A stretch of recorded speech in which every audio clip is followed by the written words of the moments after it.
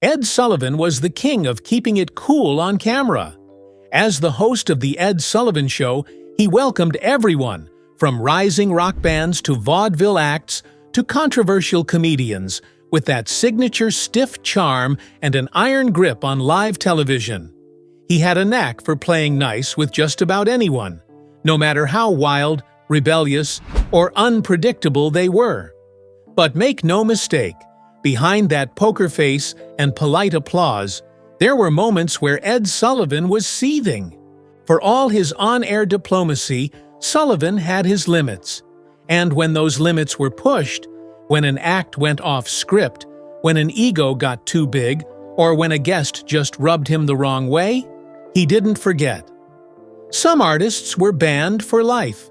Others got a cold shoulder so icy it was felt through the screen. From backstage arguments to last-minute showdowns, these are the guests who tested Ed Sullivan's patience and found themselves on the wrong side of one of television's most powerful tastemakers. Elvis Presley. There's no doubt that history was made time and time again on The Ed Sullivan Show.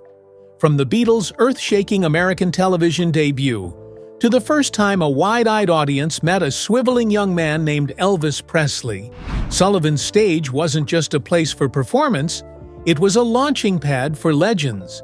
And while the Beatles would go on to become the face of a generation, it was Elvis who first set the mold. Already a chart topper with Heartbreak Hotel, Elvis had appeared on television before. But nothing, not a single note, compared to his debut on The Ed Sullivan Show, when 60 million viewers tuned in to witness the cultural earthquake firsthand. That moment wasn't just a big deal, it was a seismic national event. An astonishing 82% of the television audience was glued to their screens that night, watching a young man with slick hair, a curling lip, and a voice that seemed to come from the very soul of America. His raw, untamed energy clashed boldly with the buttoned-up morality of the Eisenhower era, captivating the youth and horrifying much of the establishment. But for the millions watching, it was the night Elvis Presley came bursting through their television sets and into history. Raised in modest surroundings, Elvis was far from an overnight sensation. An average student, he found his first spark of inspiration in church, at the First Assembly of God, where his family worshipped. It was there he fell in love with gospel music. On his 11th birthday, his mother gifted him a guitar, and Elvis taught himself to sing and play by ear, fueled by the voices of Southern gospel greats like Jake Hess and country icons such as Hank Snow and Roy Acuff. When his family relocated to Memphis, Elvis soaked up every note. He became obsessed with rhythm and blues, country, and the emerging sound of rock and roll. By 1955, just 20 years old, he was gaining traction as a regional performer, crisscrossing the South and sending crowds into a frenzy with his live shows. The swaying hips, the throaty vocals, the magnetic presence, it was all there from the beginning. And people noticed. One of those people was the enigmatic music promoter, Colonel Tom Parker. Sensing Elvis would become the next big thing, Parker secured a recording contract for Elvis with Sun Records' Sam Phillips. But Parker wasn't thinking small. He convinced RCA to buy out Elvis's contract for $35,000, a big figure at the time. On January 27, 1956, Heartbreak Hotel was released. It quickly shot to number 1. 2 months later, Elvis's self-titled debut album followed and went gold. Colonel Parker wanted more than radio play. He wanted national exposure. He set his sights on television and booked Elvis for 6 appearances on Stage Show, hosted by Tommy and Jimmy Dorsey. The show wasn't a top-tier variety program, but it gave Elvis his first taste of the national spotlight. When pitching the gig, Parker sent producer Jackie Gleason a photo of Elvis with a note that read, "JG, this is Elvis Presley, about to be real big, Colonel." And big he became. America took notice. Hollywood took notice. Elvis signed a movie deal with Hal Wallace at Paramount Pictures. Soon, Parker lined up 2 performances on The Milton Berle Show. For the first on April 3, 1956, Elvis sang on the flight deck of the USS Hancock in San Diego to a screaming crowd of sailors. But it was the second performance on June 5th that would explode into controversy. His wild rendition of Hound Dog, complete with hip gyrations and sneering charisma, sent teenagers into hysterics and critics into outrage. Columnists called his act vulgar and indecent. So when asked whether he would invite Elvis onto his show, Ed Sullivan said no. He didn't want to be the next target of nationwide criticism. But then came the turning point. On July 1, 1956, Elvis appeared on NBC's Steve Allen Show, which aired opposite the Ed Sullivan Show. To temper the controversy, Allen had Elvis wear a tuxedo and sing Hound Dog to an actual basset hound, something Elvis personally hated. But the ratings were undeniable. By Monday morning, Sullivan had seen enough. He caved. The deal was done. Elvis would appear on the Ed Sullivan Show not once, but 3 times for a staggering $50,000. It was the highest fee ever paid to a performer on television. Ironically, Sullivan had earlier passed on Elvis for just $5,000, unsure whether the young rocker would suit his family-orientated audience. But now, ratings talked. There was just one twist. A month before Elvis's scheduled debut, Ed Sullivan was in a near-fatal car accident. He was hospitalized and unable to host. On September 9, 1956, it was British actor Charles Laughton who stepped in, introducing Elvis remotely from CBS Television City in Hollywood. And now, away to Hollywood to meet Elvis Presley. And just like that, 60 million Americans met the king. Elvis delivered a firestorm of a performance. He opened with "Don't Be Cruel" and followed it with "Love Me Tender," which was also the title song of his upcoming Hollywood debut. He later returned to perform Little Richard's "Ready Teddy," then flashed a grin and said, "As a great philosopher once said, you ain't nothing but a hound dog." The audience went wild. The camera captured Elvis from head to toe, contrary to the legend that CBS censored his hips from the beginning. By the time he returned to the Ed Sullivan Show on October 28th, Sullivan had healed and resumed his hosting duties. That night, Elvis followed an innocent performance by the Little Gaelic Singers, a children's choir from Ireland. Then came the storm. Elvis launched into "Don't Be Cruel" and "Love Me Tender," followed later by "Love Me" and, again, "Hound Dog." At one point, the camera zoomed into his face, and with perfect timing, he curled his upper lip. The audience lost it. Once again, viewers saw Elvis from head to toe. And once again, the backlash came. In Nashville and St. Louis, protesters burnt Elvis in effigy. The press doubled down on its criticism. Rock and roll, they insisted, was a bad influence on the youth of America. But every ounce of resistance only made Elvis stronger. Teenagers rallied behind him like a cause. The more the establishment pushed back, the louder the music got. By Elvis's third and final appearance on January 6, 1957, the controversy had reached a boiling point.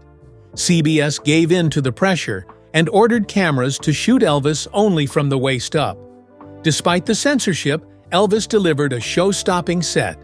He performed "Hound Dog," "Love Me Tender," "Heartbreak Hotel," "Don't Be Cruel," "Too Much," "When My Blue Moon Turns to Gold Again," and a heartfelt gospel tune, "Peace in the Valley."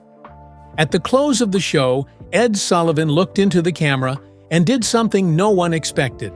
He praised the very boy he once hesitated to book. Though you might think that this was a good thing, Sullivan didn't like all the bad publicity Elvis Presley came with. Bob Dylan. Bob Dylan's place in pop culture history is now undisputed, but in 1963, he was just another young folk singer with a small, loyal following. He was far from a household name and light years away from the mainstream spotlight of the Ed Sullivan Show. So when Dylan walked off the set of one of the most powerful television platforms in America, refusing to sing, refusing the fame, and rejecting the stardom being handed to him, it was more than a bold move. It was a defining moment, one that would set the tone for the rest of his uncompromising career, and one that would famously be one of the most hated moments in TV for Ed Sullivan. Dylan's self-titled debut album had landed just a year earlier, in 1962, and though it didn't shake up the charts, it stirred conversations in the smoky coffeehouses of Greenwich Village. His name traveled steadily, whispered among those in the know. Dylan, the natural heir to his idol Woody Guthrie, was only beginning to gather momentum when The Ed Sullivan Show, the highest-rated variety show on American television, came calling. It looked like his big break had finally arrived, but what happened on the show would be the most talked about till this very day. At the time, Dylan's career was still in its formative stages. The Freewheelin' Bob Dylan, the album that would define his early career, hadn't yet been released, while his appearance at the March on Washington had earned him some national attention and grounded him as a serious young voice. It hadn't yet launched him into pop culture superstardom. So, for any rising musician, the chance to perform in front of a coast-to-coast audience on Sullivan's stage would seem too tempting to pass up. But Bob Dylan wasn't just any rising musician. The plan was simple. Dylan would perform one of his famous folk songs on national television, but that plan hit a wall when CBS executives reviewed the song he planned to play. The track was Talkin' John Birch Paranoid Blues, a satirical, spoken-word number aimed at the ultra-conservative John Birch Society. Dylan's song mocked the society's obsession with rooting out communists, imagining a narrator so paranoid he believed even Abraham Lincoln and Thomas Jefferson were Soviet spies. It was sharp, irreverent, and undeniably political. Though the lyrics were more humorous than harmful, one line in particular sent CBS executives into a panic. The verse referencing George Lincoln Rockwell, the founder of the American Nazi Party, was seen as a bridge too far. Coming less than 2 decades after World War II, any mention of Nazism, even in satire, was considered far too inflammatory for a family variety show. Fearing public backlash and the possibility of a defamation lawsuit, the network asked Dylan to change the lyrics or choose a different song altogether. But Dylan refused to bend. He wasn't willing to water down his art, not for television, not for popularity, and not for anyone. I explained the situation to Bob and asked him if he wanted to do something else, recalled Ed Sullivan Show producer Bob Precht in an interview with History.com. And Bob, quite appropriately, said, "No, this is what I want to do. If I can't play my song, I'd rather not appear on the show." And with that, Bob Dylan walked off the set, quietly, politely, but with a clarity of purpose that few artists at that stage of their careers could muster. He had turned his back on what could have been the biggest break of his life and walked straight into legend. The media, naturally, took notice. The walkout became a headline story. For Dylan, the moment was more than just a principled stand. It was an artistic declaration. In a single act of defiance, he had cemented his image as an artist, unwilling to compromise. And in doing so, he earned the respect of the people. The Doors. Though Bob Dylan might have earned the respect of Ed Sullivan for refusing to bend, the same cannot be said for The Doors. Jim Morrison was banned from more places than people get kicked out for vaping today. He was bold, wild, and often shirtless, usually drunk, always unpredictable. With his loose swagger and fearless energy, he became the face of the 1960s free spirit. He loved to push limits, and one September night in 1967, he went too far. It was the night The Doors performed on The Ed Sullivan Show and, in one short moment, were banned forever. Back then, The Ed Sullivan Show was the biggest show on American TV. Every Sunday night, families would gather around the television to watch. The show had launched some of the biggest music stars in the world, like Elvis Presley and the Beatles. So when the Doors were invited to perform, it was a huge deal. They had just scored a #1 hit with Light My Fire, and were one of the most talked about bands in the country. But the Doors weren't like other bands, and Jim Morrison wasn't like other singers. The band had built a name for themselves by being raw, honest, and a little bit dangerous. They didn't dress like the clean-cut pop stars on TV. Their music was dark and sexy. Jim Morrison, their lead singer, was quickly becoming a symbol of the counterculture. People who were against the rules, against the war, and against pretending to be something they weren't. Ray Manzarek, the band's keyboardist, later said that the 1960s were split into two sides: the hip and the non-hip, the heads and the straights, the psychedelics and the squares. The Doors were clearly on one side. The Ed Sullivan Show was on the other. Still, the band was excited to be on the show. Even if it wasn't the hippest place to be, it was still a chance to reach millions of people. Manzarek remembered sitting at home with his wife when they heard Ed Sullivan say on TV, "Next week we're going to have a rock group from California. The Doors, doing their #1 hit, Light My Fire." That's how they found out they were going to be on the show. When they got to the CBS studio to rehearse, they met Sullivan. He wasn't very warm. "You boys look great," he told them, "but you ought to smile more." That was it. But then things got more serious. A producer came up to the band and said there was a problem with their song. The line, "Girl, we couldn't get much higher," was too risky. The producer said it sounded like they were talking about drugs. He asked them to change the word higher to better. At first, the band didn't take it seriously. The line didn't even mention any drug by name. It was a simple lyric, but the producer insisted. He said it was important to keep the show family-friendly, and if they didn't change the lyrics, they couldn't perform the song. Jim Morrison wasn't happy. He didn't believe in censorship and didn't like being told what to say or sing. Even though the band seemed to agree to the change during rehearsal, Morrison had already made up his mind. As the producer walked away, Morrison said quietly, "We're not changing a word." That night, the Doors were the last act on the show. They followed comedian Rodney Dangerfield, who was making his TV debut. When it was their turn, Sullivan gave a short, dry introduction. Now, the Doors, here they are with their newest hit record, People Are Strange. The band played the song beautifully, but the real moment was yet to come. Next, they moved into Light My Fire. Morrison stepped up to the mic, looked straight ahead, and sang the song exactly the way they wrote it. He didn't change a thing. "Girl, we couldn't get much higher," he sang clearly, with no hesitation. The camera cut across the band. You could see Ray Manzarek playing the organ and guitarist Robbie Krieger smirking. He knew they were about to get in trouble. When the song ended, Sullivan walked up and said, "That was wonderful, just great." But instead of the usual handshake, the show cut straight to a commercial. It was clear something wasn't right. Backstage, the producers were angry. "Mr. Sullivan wanted you for 6 more shows," they told the band, "but you'll never work on the Ed Sullivan Show again."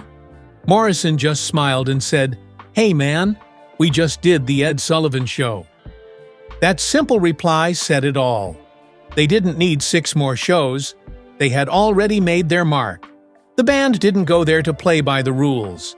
They came to do what they always did, play their music their way. That performance may have cost them more chances on mainstream TV, but it gave them something better. Respect from the youth, from the artists, and from the people who believed in doing things their own way. By 1967, the Summer of Love was in full swing. On the West Coast, a new movement was growing. Young people were turning away from old traditions and building a new way of life, full of music, freedom, love, and rebellion. The Doors fit right into that world. For the fans who filled the Doors shows, being banned from the Ed Sullivan Show wasn't a failure. It was a badge of honor. It showed the band wouldn't sell out and wouldn't be told what to do. To them, going against the rules was more important than making everyone happy. Sam Cooke. The Ed Sullivan Show remains one of the most legendary variety shows to ever grace American television. Much of that success came from its host, Ed Sullivan, whose personality, though often debated, left a lasting mark. Running from 1948 to 1971, the show welcomed countless unforgettable musical acts who made live appearances that would be remembered for decades. Among them was one beloved soul singer whose performance didn't quite go as planned. Long before those big stars took the stage, Ed Sullivan was just starting out. In 1948, CBS hired him to host a new variety show called Toast of the Town, according to the Ed Sullivan Show's official site. From the start, Sullivan got to work finding fresh talent to entertain American homes. But not everyone was impressed. Critics said he was stiff, awkward, and lacked stage presence. Still, audiences connected with the show, and that connection kept it going strong. By 1955, the show was officially renamed The Ed Sullivan Show, and the tide began to turn. In 1956, it started smashing viewership records. With more people tuning in than ever before, the show began to attract some of the biggest names in music. The Beatles, Elvis Presley, and many more got their first major American spotlight under Sullivan's watchful eye. The Beatles' 1960s performance especially became a pop culture milestone, introducing them to millions of new fans and shaping the future of rock music. One other superstar who had his moment on the show was Sam Cooke. Known for his smooth voice and unmatched soul, Cooke began his career singing gospel music before transitioning into mainstream success. By the mid-1950s, he was releasing hit after hit, becoming one of the most iconic soul singers of his generation. Naturally, he caught Sullivan's attention. Cooke was set to appear on the show on November 3, 1957, and he was scheduled as the final act of the night. When it was finally his turn, he confidently stepped onto the stage, ready to perform one of his hits. But just as he began, something unexpected happened. The show ran out of time. Because it was broadcast live, producers had no choice but to cut his performance short. His big moment was over before it had a chance to begin. The mistake wasn't Cooke's fault, and to his credit, Ed Sullivan made things right. Just days after the mix-up, Sullivan brought Cooke back to perform again. "Sam, here's the time," Sullivan told him, giving him the proper spotlight he had missed before. Cooke then performed a stripped-down version of You Send Me, and the moment was magic. After the song, Sullivan addressed the mistake on air. "I did wrong one night here on our stage," he admitted, "and I never received so much mail in my life." Clearly, viewers were just as upset as Cooke had been. To make it up to them as well, Cooke was invited to sing another soul classic that night. It all worked out beautifully in the end. Cooke's You Send Me soared to #1 on the Billboard Hot 100, helped along by his appearance on the show. Sadly, Cooke's life was cut short when he died in 1964. But that powerful moment on The Ed Sullivan Show remains one of the few performances of his still available on tape today. And even though Sullivan is no longer around, fans continue to cherish the musical moments he helped bring to television screens. Moments that, like Cooke's voice, will never be forgotten. Jackie Mason. October 19, 1964. It was the kind of headline no comedian wants to wake up to. Ed Sullivan accused stand-up comic Jackie Mason of making obscene gestures on camera during his live performance on The Ed Sullivan Show. As a result, Mason's $45,000 contract for 6 appearances was immediately canceled. No questions asked. Bob Precht, the show's producer and Sullivan's son-in-law, backed up the decision adding that Mason wouldn't even receive the $7,500 he was owed for his short 6-minute monologue that aired the night before. The whole fiasco began after a televised speech by President Lyndon B. Johnson interrupted the regularly scheduled programming. Though The Sullivan Show continued live in the studio, the network cut back in around 8:52 p.m., right in the middle of Mason's act. Time was tight, and Ed Sullivan knew it. To help Mason wrap up on time, Sullivan stepped on stage, out of camera view, and signaled with 2 fingers, 2 minutes left. A minute later, he held up 1. The studio audience chuckled. Mason, ever the comedian, started riffing on it. "I was getting lots of fingers tonight," he joked, pointing around. "Here's a finger for you, and a finger for you, and a finger for you." Then came the part that sparked national outrage, what appeared to be an upward-pointed finger, visible to millions of viewers. To top it off, Mason even thumbed his nose at the camera. The gestures didn't sit well with Sullivan. When he came back on screen after Mason's act, he looked visibly shaken, but stayed silent. Later that night, Sullivan told reporters from Las Vegas, "I was furious and sick to my stomach." Mason, for his part, said the gestures weren't meant to offend anyone. "I had no obscene thoughts in my mind," he insisted. He claimed it was all just part of the act. He also said that after the show ended, Sullivan came up to him and said something chilling, "I will destroy you in show business." Sullivan, however, denied ever saying it. The tension didn't just come from the gestures. The show's producers accused Mason of ignoring clear instructions about his material. According to Precht, during dress rehearsal earlier that day, Mason had filled his routine with jokes about presidential candidates Barry Goldwater and Lyndon Johnson. Because it was an election year, Sullivan and his team asked Mason to cut out the political bits. After some back and forth, new material was agreed upon, and even loaded onto cue cards for him to follow during the live show. But on air, after getting the time warning, Mason veered off script and began delivering jokes that hadn't been approved. Mason denied ever making a full agreement about what he would or wouldn't say. At 33 years old, Mason had made a name for himself, not just as a comedian, but as a former ordained rabbi who had once left the pulpit to tell jokes. He had appeared on Sullivan's show multiple times before, and Sullivan even said, "He started on my show." Now, Mason was threatening to take legal action. "I'm going to sue for everything I can get," he warned. What started as a 6-minute comedy bit became one of the most controversial moments in Ed Sullivan Show history, and the beginning of a bitter fallout between 2 major names in entertainment. While Jackie Mason's invitation to the Ed Sullivan Show did not end well, there was also one moment that left a bitter taste in Sullivan's mouth for a really long time. The Rolling Stones. The impact the Ed Sullivan Show had on 1960s music can't be overstated. But while Sullivan helped shape pop culture, his old-school values didn't always gel with the bold, rebellious energy that rock bands were bringing in from across the Atlantic. This clash came to a head in 1967 in a now-famous showdown between Sullivan and the Rolling Stones.